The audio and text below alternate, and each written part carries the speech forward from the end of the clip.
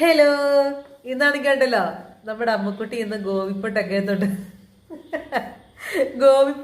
നിൽക്കുന്നത് എന്താണെന്നറിയാമോ? അമ്മക്കുട്ടിയുടെ കുഞ്ഞിലത്തെ ഫോട്ടോയിലുള്ള പോലെ അമ്മക്കുട്ടിക്ക് ഒരുങ്ങണമെന്ന് പറഞ്ഞു. അപ്പൊ കുളിയൊക്കെ കഴിഞ്ഞപ്പോഴത്തേക്കിന് ആള് കുറച്ച് കണ്ണൊക്കെ എഴുതി കൊണ്ടുവന്നേ. എന്നെ കടിക്കുന്നുണ്ട്, പാലൊക്കെ ഇട്ട് കണ്ണൊക്കെ എഴുതി. എന്നിട്ട് എന്നോട് പറഞ്ഞു, അമ്മ എന്നെ കുഞ്ഞിലെ എഴുതുന്ന പോലെ കൺമശി വെച്ചിട്ട് കണ്ണിന്റെ പുറത്തൂടെ ഒക്കെ എഴുതി തരണമെന്ന് പറഞ്ഞു കേട്ടോ.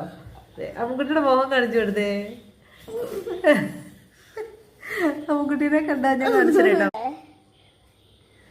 ദേ ഇതായിട്ടോ എൻ്റെ അമ്മുക്കുട്ടി. ഇങ്ങോട്ട് കാണിയിടടോ.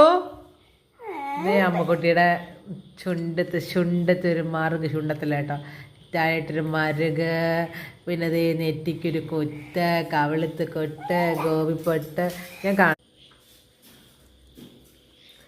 ഇതുപോലെ ഒരുക്കണമെന്ന് കേട്ടോ പറഞ്ഞത് അമ്മുക്കുട്ടീനെ. പിരിവൊക്കെ എഴുതി, പക്ഷെ പൊട്ട് വിട്ടപ്പോൾ ഗോപിട്ട് മതി എന്ന് പറഞ്ഞേ. ആ കുഞ്ഞിലെ ഞാൻ എന്ത് ക്യൂട്ടായിരുന്നു. അങ്ങനെ വളരുമ്പോൾ എല്ലാവരുടെയും മുഖമൊക്കെ അങ്ങ് മാറും. ഇത് നമ്മുടെ അപ്പുക്കുട്ടനാ കേട്ടോ. രണ്ടുപേരും നല്ല ക്യൂട്ടായിരുന്നു. ഇപ്പോൾ ആൾക്കാർ രണ്ടുപേരുടെ മുഖമൊക്കെ അങ്ങ് മാറി.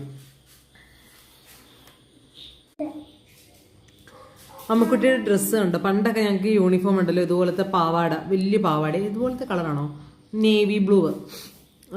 അത് മുട്ടിന് താഴെ ഇറക്കമുള്ള വലിയ പാവാടയും വെള്ള ഷർട്ടും ആയിരുന്നു കേട്ടോ. ഇപ്പം അങ്ങനെ കാണാനേ ഇല്ല. പിന്നെ നേവി ബ്ലൂ എന്ന് പറഞ്ഞാൽ ചില കുട്ടികളൊക്കെ ഇങ്ങനത്തെ പാവാട ഇടുമായിരുന്നു കേട്ടോ. നല്ല രസമായിരുന്നു കേട്ടോ അങ്ങനെ പാവാടയും വെള്ള ഷർട്ടൊക്കെ ഇട്ട് പോകുന്നത്. ഇപ്പം ചുരുക്കുക. അമ്മുക്കുട്ടി അത് പറഞ്ഞു പോവും.